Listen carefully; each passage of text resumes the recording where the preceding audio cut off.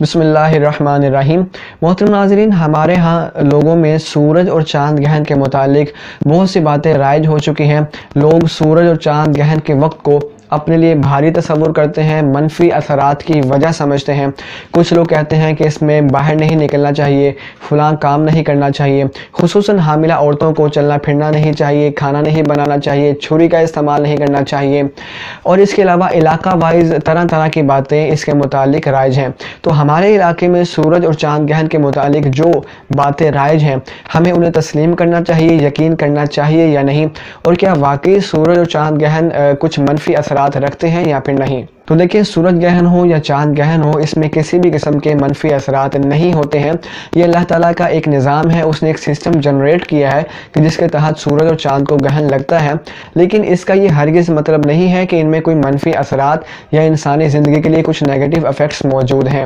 ہمارے ہاں جب لوگوں میں باتیں رائج ہوتی ہیں، پھر وہ رائج ہوتی ہی چلی جاتی ہیں، ہم تک وہ بات پہنچتی ہے تو ہم بھی بغیر تحقیق کیے، بغیر تفتیش کیے فوراً سامنے والے کی بات سنتے ہیں، ڈر جاتے ہیں، خوف میں مبتلا ہوتے ہیں، وساوس کا شکار ہوتے ہیں اور اس بات کے مطابق عمل کرنا شروع کر دیتے ہیں۔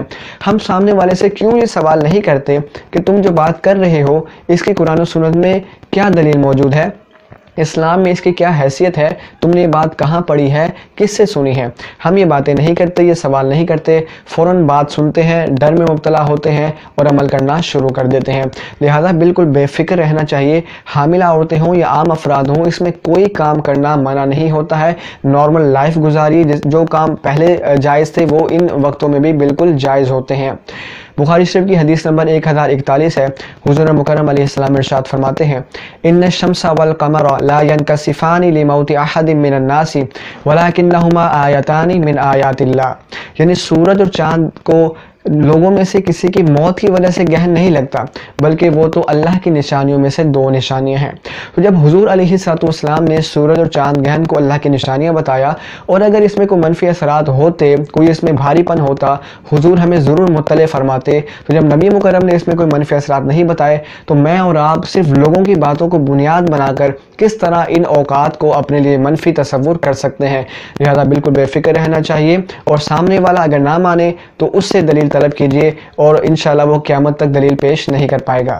امید ہے کہ آپ کو سمجھ میں آ چکا ہوگا۔ اس ویڈیو کو لائک کریں اور مجھے ضرور کمنٹ باکس میں بتائیں کہ آپ کو یہ ویڈیوز کیسی لگتی ہیں، اور اس ویڈیو کو دوسروں کے ساتھ شیئر کریں۔